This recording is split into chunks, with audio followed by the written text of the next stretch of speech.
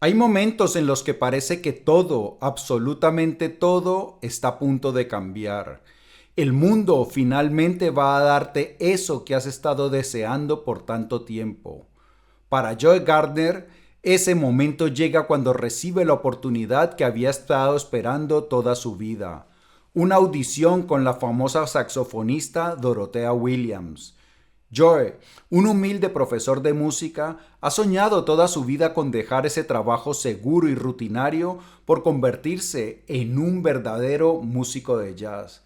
Tocar blues en los más reconocidos sitios, sentir la adrenalina de cada nota improvisada y, sobre todo, vivir la vida que siempre ha creído que estaba destinado a vivir.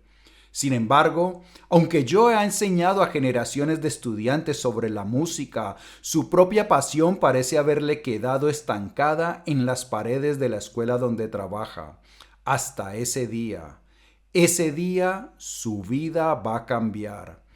Joe va al bar donde tocará con Dorotea, y aunque los nervios lo invaden, sabe que esta es su oportunidad. Sube al escenario, toca el piano con un solo tan apasionado y envolvente que logra impresionar incluso a Dorotea, una de las críticas más duras que existen. Cuando ella le ofrece tocar con su banda esa misma noche, Joe siente como si hubiera tocado el cielo con las manos. Finalmente, su vida va a empezar. Pero hay un problema, y es que justo cuando siente que todo está bajo control, la vida tiene otros planes. En su camino a casa, emocionado, distraído, pensando en cómo todo cambiará de ahora en adelante, Joe no ve una alcantarilla abierta frente a él, cae al vacío y muere.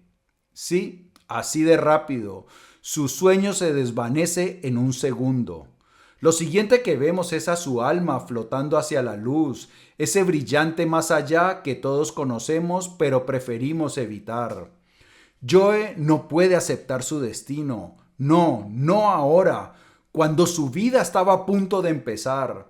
Desesperado, trata de escapar del viaje hacia el más allá, empujando a las almas a su alrededor mientras grita, "No puedo morir hoy". Su angustia lo lleva a un lugar diferente, el Gran Antes, un sitio peculiar donde las almas se preparan para nacer. Aquí es donde Soul comienza a girar en torno a una pregunta existencial. ¿Qué significa realmente vivir? ¿Es suficiente perseguir un gran sueño o la vida es algo más? Joe, siendo Joe, no tarda en idear un plan. No está dispuesto a morir sin haber cumplido su sueño. En el gran antes, las almas reciben una chispa antes de ser enviadas a la tierra. Esta chispa no es necesariamente un propósito, pero es lo que les motiva a querer vivir. Joe ve una oportunidad. Si logra obtener un pase de regreso a la tierra, podrá volver a cumplir su sueño, su tan esperado sueño de tocar con Dorotea. Pero no todo es tan sencillo. Para volver, Joe debe convertirse en el mentor de una de las almas nuevas y ayudarla a encontrar su chispa. Y aquí entra en escena 22, un alma que ha rechazado cada oportunidad de vivir. 22 es la pesadilla de todos los mentores. Ha sido tutelada por los mejores, desde Gandhi hasta Carl Jung, y aún no encuentra nada que la inspire lo suficiente como para querer ir a la Tierra. El problema con 22 es que no cree que la vida valga la pena. Joe no está interesado en ayudar a 22. Para él, lo único que importa es regresar a su cuerpo, cumplir su sueño y tocar el piano esa noche. Pero, como en todas las grandes historias, las cosas no salen como están planeadas. A través de una serie de eventos accidentales, tanto Joe como 22 terminan cayendo a la tierra. Pero aquí hay un pequeño problema. Joe no vuelve a su propio cuerpo. En lugar de eso, su alma acaba en el cuerpo de un gato, mientras que 22, quien nunca ha experimentado la vida, queda atrapada en el cuerpo de Joe.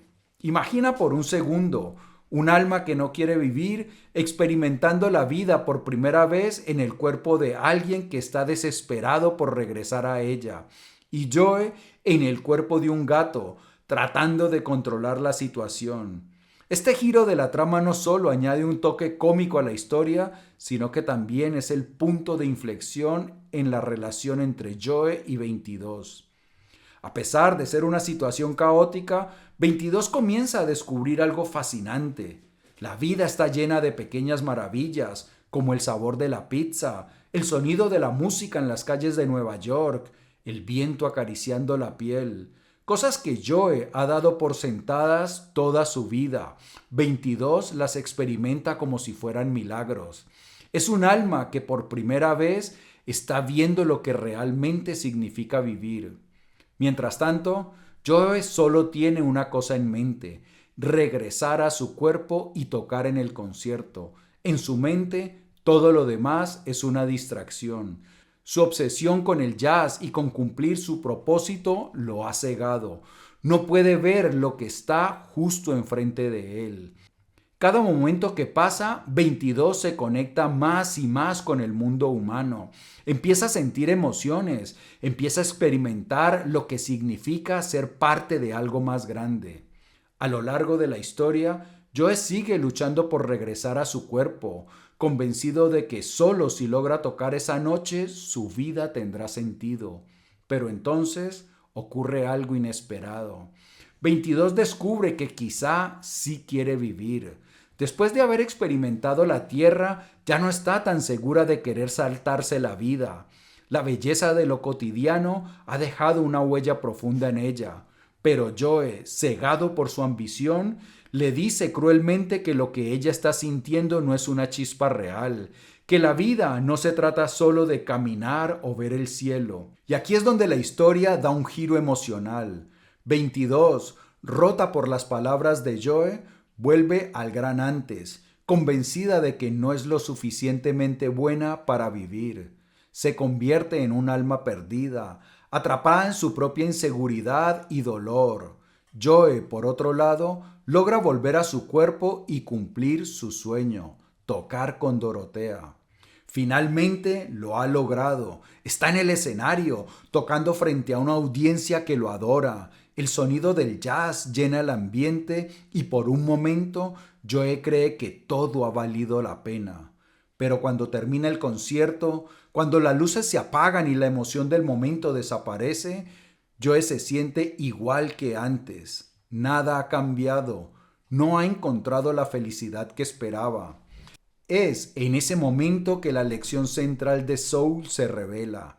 Joe se da cuenta de que ha estado persiguiendo un objetivo toda su vida, creyendo que la felicidad le vendría cuando lo alcanzara. Pero la realidad es que la felicidad no es un destino, sino el camino. No está en alcanzar grandes sueños, sino en aprender a apreciar los pequeños momentos que hacen que la vida sea significativa.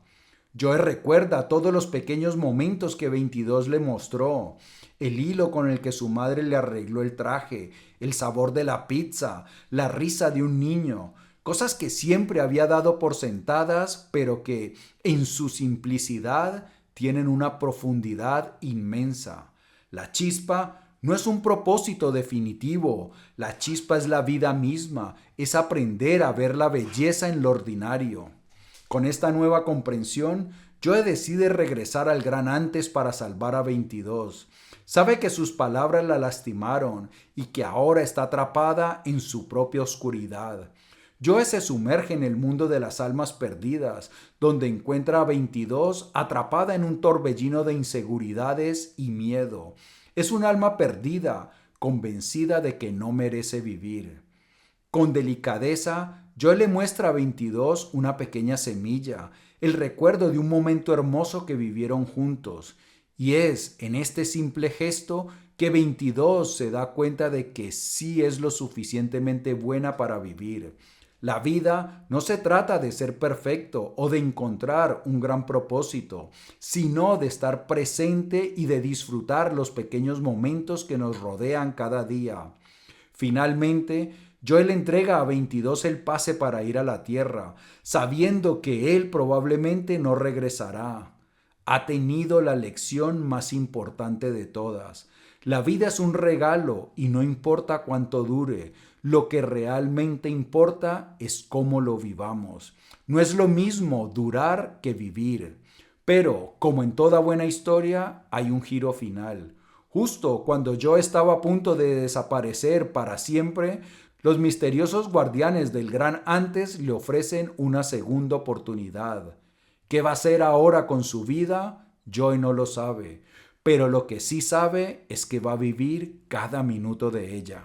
Soul es una película que me ha encantado y que toca muchísimos de los temas más relevantes para las notas del aprendiz, para este canal, y de los cuales hemos estado hablando muchísimo, y por eso vamos a hacer un análisis profundo de aquellos temas que toca esta extraordinaria película.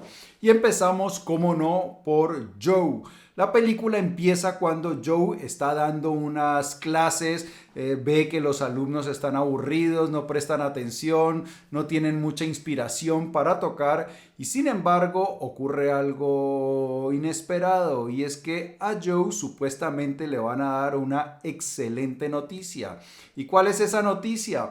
Pues que le van a dar contrato a término indefinido. Es decir, que ya no va a ser un profesor temporal, sino profesor permanente con contrato largo, beneficios médicos y muchas otras cosas. Es decir, va a tener una vida segura.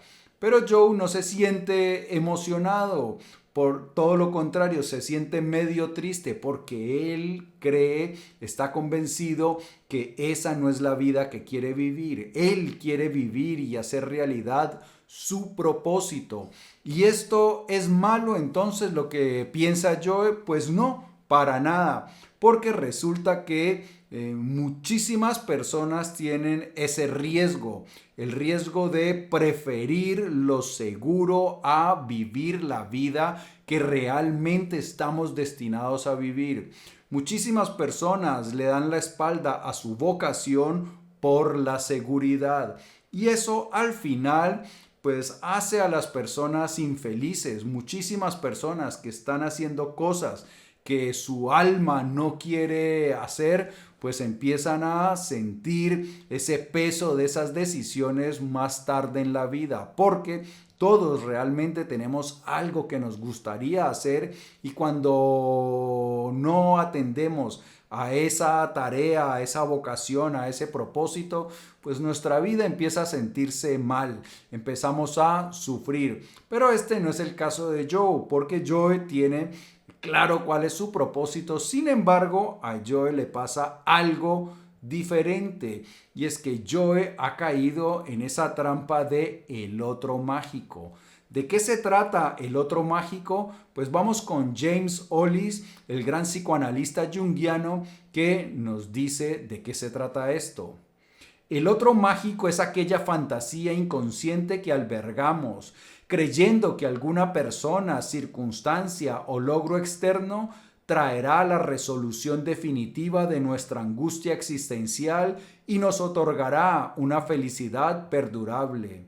Es esa idea ilusoria que proyectamos hacia afuera, esperando que al alcanzar tal objetivo nuestra vida será completa, seremos plenamente amados o finalmente encontraremos paz.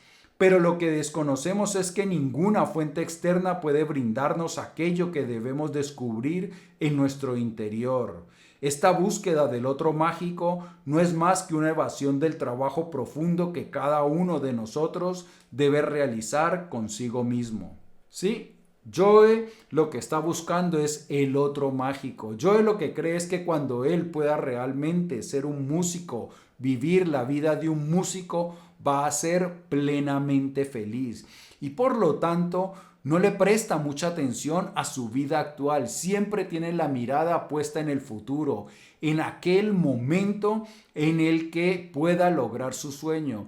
Y resulta que lo llama Dorothea Williams, una saxofonista muy famosa, y lo invita a que toque con su banda, y él cree entonces que por fin su vida ya se va a ver realizada, que por fin va a poder llegar a ser feliz, que ese otro mágico que estaba esperando desde hace tanto tiempo se iba a hacer realidad y que iba a dejar de sufrir. Y bien, pues sale y entonces sale después de la prueba con Dorotea y se va muy emocionado contando por teléfono lo que le acaba de ocurrir. Y va distraído, absolutamente distraído, no va prestando atención y resulta que esa distracción lo mata. ¿Qué es lo que ocurre? Porque esto tiene un gran simbolismo. Joe venía obsesionado con el otro mágico, con su propósito, con llegar a convertirse en un músico de jazz y no prestaba atención al resto de su vida. Las clases, las otras cosas que él vivía, pues lo medio lo soportaba. Él lo veía como cosas que habría que soportar mientras lograba aquello que estaba buscando, vivir como músico. Y entonces esa obsesión lo mantenía desconectado de la vida y esa obsesión lo mató, porque lo que nos muestra simbólicamente ese viaje que va haciendo donde muchísimos peligros los asalta y por suerte los esquiva, pues llega un momento en que la suerte se acaba, cae en una alcantarilla y muere. Todo eso por estar desconectado de la vida, por no estar prestando atención. Como no estaba viviendo su vida, sino obsesionado con el otro mágico, pues se perdió su vida y literalmente perdió la vida. Ahora bien, cuando cae en la alcantarilla muere y va al más allá. Y Joe pues se resiste a eso y empieza a correr y logra escaparse y cae en el Gran Antes, que es el lugar donde las almas se preparan para vivir. Y allí le ofrecen ser el mentor de 22, que es una alma que no quiere empezar a vivir, que no quiere bajar a la tierra a vivir su vida. Y resulta que Joe le pregunta, bueno, llevas mucho tiempo aquí, ¿y qué haces? No, pues me distraigo jugando cartas, veo por aquí, leo revistas, no sé qué. Y esto que nos dice que hace 22 también es uno de los grandes peligros que enfrentan muchísimas personas. Muchísimas personas no viven su vida, tienen miedo de vivir su vida y optan por distracciones de poco valor. En lugar de estar viviendo la vida plenamente, vivimos distraídos. Y hoy tenemos un gran peligro, que es esto. Esto nos distrae por montones y no es casualidad que Joe cuando muere está precisamente pegado al teléfono. Muchísimas veces dedicamos enormes cantidades de tiempo a distracciones en esto que no nos permiten vivir. Muchísimas personas viven su vida a través de las pantallas, mirando series, mirando redes sociales, a ver qué hacen los amigos, navegando por la web, enterándose a ver qué hacen las celebrities. Es decir, preocupados por la vida de otros o viviendo la vida a través de una pantalla en lugar de prestar atención. Y ese es el mensaje que nos dan cuando 22 dice, no, pues yo no voy a la vida, pero me la paso aquí distraída, una cosa, la otra, sin realmente estar viviendo. Y eso es una de las cosas con las que debemos tener muchísimo cuidado. Ahora bien, Joe persiste, como vimos en el resumen, en vivir y luego pues caen a la tierra, 22 cae en el cuerpo de Joe y Joe cae en un gato. Y resulta que empiezan a buscar la manera de cambiar de cuerpos y 22 empieza a experimentar la vida y empieza a comer y ve que comer es un gran placer. Ve a una persona cantar en el metro de Nueva York y se siente emocionada. También se emociona cuando una de las alumnas de Joe va a tocar también y se siente inspirada al ver la concentración y el empeño que pone la estudiante de Joe. Se siente también 22 inspirada con hablar con la gente. Y entonces resulta que Joe pues sigue insistiendo en que deben realizar un ritual para poder él regresar a su cuerpo y 22 dice que no, que ella ya no está tan segura, que ella quiere vivir porque esto de vivir le ha llamado la atención y le dice exactamente a Joe que quizá la chispa de ella es vivir. Y Joe le dice, no, eso de vivir, caminar no es un propósito, mirar al cielo no es un propósito, conversar con las personas no es un propósito, tú tienes que descubrir tu propósito. Y aquí es donde vemos que Joe está equivocado. Resulta que no es suficiente para la vida el propósito. El propósito es una parte de la vida, pero la verdadera tarea de la vida es vivir, es experimentar la vida. Y aquí es donde encontramos que Dorothea Williams le cuenta una historia a Joe. Le dice, mira, hay un pez que estaba buscando el océano y entonces otro pez le dice, no, ya estás en el océano. Dice, no, esto es agua, yo lo que quiero es el océano. Y eso es exactamente lo que ocurre entre el propósito y vivir. El propósito es una parte de vivir. Lo grande, la tarea extraordinaria es vivir. El propósito nos ayuda a vivir mejor, pero no reemplaza la vida, que era lo que le estaba ocurriendo a Joe. Y aquí lo que la película nos dice coincide exactamente con unas palabras bellísimas y maravillosas del gran filósofo Michel de Montaigne, que dice exactamente lo mismo. Escuchemos a Montaigne. Cuando veo que César y Alejandro, en medio de su gran tarea, gozan con tanta plenitud de los placeres humanos y corporales, no digo que eso sea relajar el alma, digo que es endurecerla, sometiendo, merced a un ánimo vigoroso, esas violentas ocupaciones y esos pensamientos laboriosos a la práctica de la vida ordinaria. Qué sabios si hubieran creído que ese era su quehacer ordinario y el otro el extraordinario. Somos grandes insensatos. Ha pasado la vida en el ocio, decimos. Hoy no he hecho nada. ¿Cómo? ¿No has vivido? Esta es no solo la fundamental, sino la más ilustre de tus ocupaciones. La grande y gloriosa obra maestra del hombre es vivir de modo conveniente. Todo lo demás, reinar, atesorar, edificar, no son más que pequeños apéndices y adminículos a lo sumo. Me complace ver a un general del ejército al pie de una brecha que pretende atacar de inmediato, entregándose por entero y con plena libertad a la comida, a la charla entre sus amigos. Y esto es lo que nos dice Montaigne, que la primera tarea de nosotros es vivir. El propósito pues es una cosa deseable, pero no es la tarea principal. Y Joe reconoce eso. Joe llega al final a su cuerpo, toca con Dorotea y se da cuenta que no está muy feliz. Y luego en su casa empieza a recordar episodios de la vida, episodios donde ha sido feliz. Y ve que son episodios cotidianos, cuando escuchaba música con su padre, cuando hablaba con su madre. Y entonces entendió lo que es yacear. En la película se utiliza esa expresión que la utiliza 22. Dice yacear, y yacear es como entrar en el estado de flujo.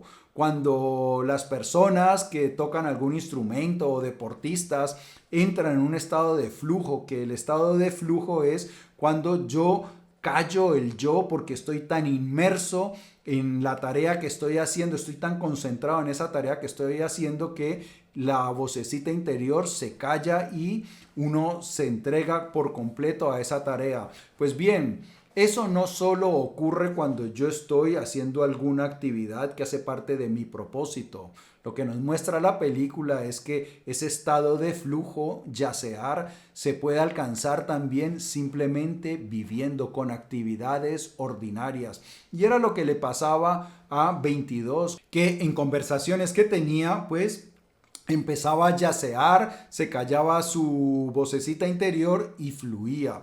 Entonces Joe se dio cuenta de eso y subió otra vez al más allá a buscar a 22.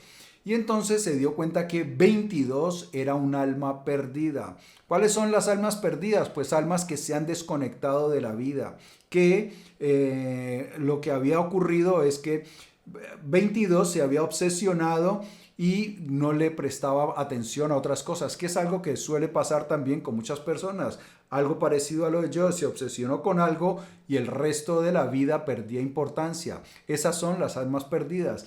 Y 22 se había convertido en un alma perdida. Y resulta que Joe, cuando fue a buscarla, se dio cuenta de la verdad, que no es que 22 no quisiera vivir, sino que tenía miedo de vivir. Resulta que a 22 le había pasado algo que nos pasa a los humanos, a todos los humanos. Todos tenemos heridas de la infancia. ¿Qué son las heridas de la infancia? Pues bien, resulta que nosotros cuando estábamos pequeños, pues las personas que estaban cerca de nosotros, nuestros padres, nuestros familiares, profesores, amigos, vecinos, pues muchos de ellos nos querían realmente y nos trataban con la mejor intención, pero pues la mayoría de ellos estaban lejos de ser perfectos o de conocer perfectamente cómo deberíamos hablarnos. Entonces, pues muchas veces recibimos mensajes que causan heridas de infancia. Por ejemplo, las comparaciones. Muchos padres, para motivar a sus hijos a que hagan algo, que se comporten de tal manera, pues los comparan con otros. Mira que este Julanito sí estudia y tú no estudias. Mira este niño cómo come de bien y tú comes como un marranito. Entonces esas continuas comparaciones pues afectan la autoestima de las personas. O cuando pues te están señalando continuamente errores. Es que ¿por qué haces esto? Es que ¿por qué haces aquello? Es que ¿por qué no sé qué? Es que tú haces esto y eso es malo. Entonces las continuas críticas que muchos de las personas mayores a nuestro alrededor las hacen con buenas intenciones para que nos vamos educando, pues terminan generando heridas de la infancia. Y eso lo que hace es que nosotros nos sentimos inadecuados para vivir. Muchas personas hemos crecido con una baja autoestima producto de esas heridas de la infancia. Y resulta que a veces no somos conscientes de que tenemos esas heridas, pero eso no quiere decir que no existan. Se convierten en algo que James Hollis denominó los fantasmas caros. ¿Qué son los fantasmas caros? Los fantasmas caros son aquellas creencias, patrones y heridas que arrastramos desde nuestra infancia y que continúan influyendo en nuestras decisiones y comportamiento, incluso cuando no somos conscientes de su presencia. Son las expectativas no resueltas de nuestros padres, las presiones de la sociedad y las respuestas automáticas que aprendimos para adaptarnos, pero que a medida que avanzamos en la vida nos cuestan caro. Estos fantasmas nos alejan de nuestra verdadera esencia, nos limitan y nos mantienen repitiendo viejos patrones, impidiéndonos vivir una vida auténtica y significativa. Enfrentarlos es costoso emocionalmente, pero ignorarlos tiene un precio aún mayor, el de una vida sin plenitud ni propósito. Y estos fantasmas costosos era lo que atacaban a 22. Hay una escena cuando Joe llega otra vez y se encuentra con 22 convertida en un alma perdida y puede entrar dentro de 22 y descubrir sus fantasmas costosos. Y esto es lo que todos tenemos. Algunos más, algunos menos, pero todos tenemos esos fantasmas que son producto de las heridas de la infancia, que son esos mensajes que nos dicen tú no eres capaz, esto no es bueno para ti, es que el mundo es más grande y tú eres pequeño, entonces por lo tanto estás indefenso. Y eso era exactamente lo que le acechaba a 22, esos fantasmas que le repetían mensajes constantemente de que ella no era suficiente, que no estaba a la altura del desafío de la vida. Por fortuna, Joe logra con suma sutileza convencerla de que no es así, de que ya está preparada para vivir. Y efectivamente eso es lo que hace. Por fin decide regresar a la tierra y empezar a vivir. Y al final esto es la invitación que nos hace la película, a vivir nuestra vida. El propósito, claro que es importante. Sin embargo, lo más importante es vivir. Y para vivir, lo más importante es prestar atención, ir con los ojos abiertos, dejar las distracciones, dejar de vivir nuestra vida a través de una pantalla y prestar atención no solo a lo que ocurre en el exterior, sino, muy importante, a lo que ocurre en nuestro interior. Porque la forma como podremos liberarnos de los fantasmas y de las heridas de la infancia es prestarnos atención a lo que ocurre en nuestro interior. Y eso era lo que decía Carl Jung. Lo que no observamos nos controla. Cuando lo observamos, cuando le damos luz a esos fantasmas, dejan de controlarlos. Y si nosotros podemos darle luz a esos fantasmas, pues dejarán de controlarnos y podremos vivir una vida plena. Y como lo dije antes, lo más importante es ir con los ojos bien abiertos, prestando atención, no distraídos en la cháchara de nuestra mente, sino mirando lo que ocurre, yaceando, que es la mejor forma de vivir. Espero que te haya gustado esta película y te dejo otra que también es extraordinaria acerca de el verdadero origen del diablo. Échale un vistazo que te enseñará cosas maravillosas. Te veo en el siguiente episodio.